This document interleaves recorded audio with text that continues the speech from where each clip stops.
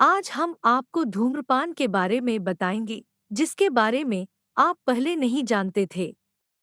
आइए शुरू करें। धूम्रपान पहले से ही मानव संस्कृति का हिस्सा है।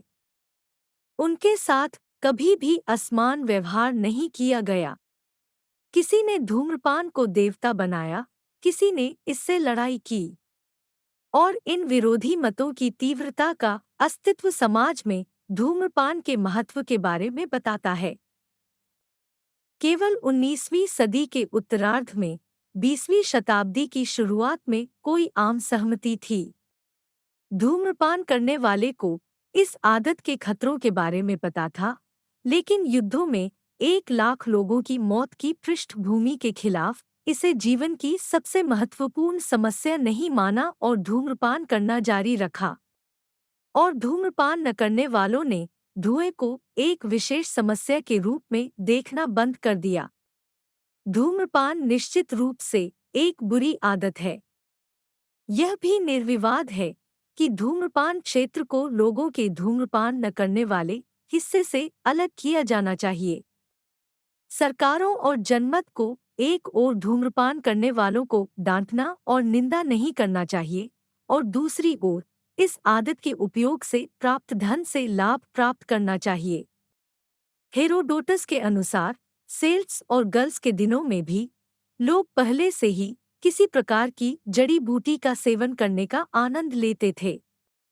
हालांकि 1000 साल बाद इस आदरणीय पति की गवाही की सच्चाई को समझना बहुत मुश्किल है। आधिकारिक तौर पर यूरोपीय लोगों ने तंबाकू की खोज 15 नवंबर को 1499 को की थी। यह क्रिस्टोफर कोलंबस की डायरी में प्रविष्टियों में से एक में कहा गया है। खोज के 1 महीने बाद भारत की ओर बढ़ते हुए यात्री ने देखा कि स्थानीय निवासी कुछ पौधों की पत्तियों से ट्यूब बना रहे थे। ग्रामीणों ने एक तरफ मुड़े हुए पत्तों में आग लगा दी और दूसरे छोर से धुआं भर दिया। और पायनियर अभियान के कई लोग इस अनुभव को अपने साथ नई दुनिया में लेकर आए। उस समय तंबाकू को बिना भुगतान के शांतिपूर्वक ले जाया जा सकता था, जिसका उपयोग रोड्रिगो डी जेरेस द्वारा किया जाता था। डी जेरेस की तरह कोलंबस पर उन लोगों को बहकाने का आरोप नहीं लगाया जा सकता है जो तंबाकू का स्वाद नहीं जानते हैं। क्रिस्टोफर कोलंबस ने केवल एक अवलोकन किया और रोड्रिगो डी जेरेस पत्ते लाए।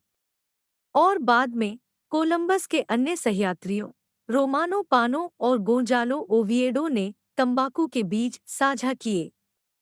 लेकिन नाविकों ने विशेष रूप से नेक इरादों के साथ बीज लाए। पैनो का मानना था कि तंबाकू घावों को ठीक कर सकता है, और ओविएडो सिर्फ एक सुंदर नया सजावटी पौधा उगाना चाहता था। लगभग 50 वर्षों से फ्रांसीसियों ने तंबाकू का दुरुपयोग किया है। पूरा फ्रांस तंबाकू को पीसकर पाउडर बना लेता था और फिर उसे सूंघ लेता था।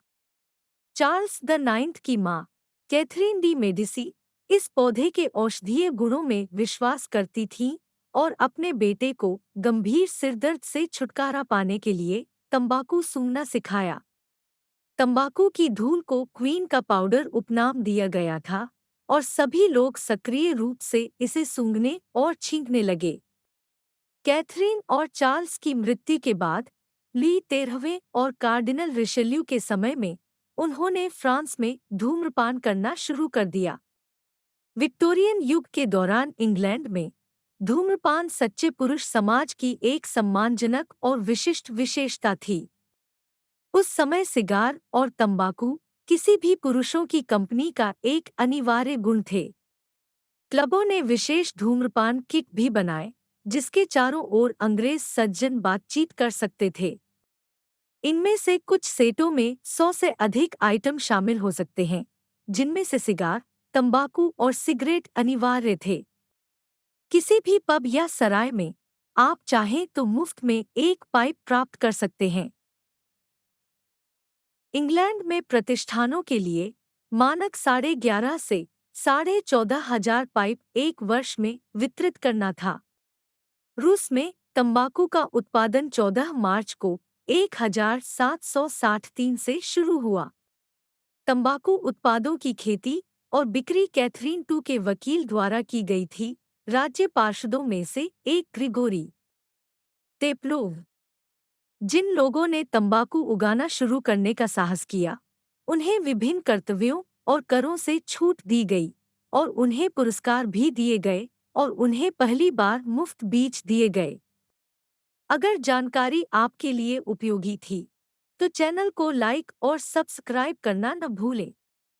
जल्द ही फिर मिलेंगे।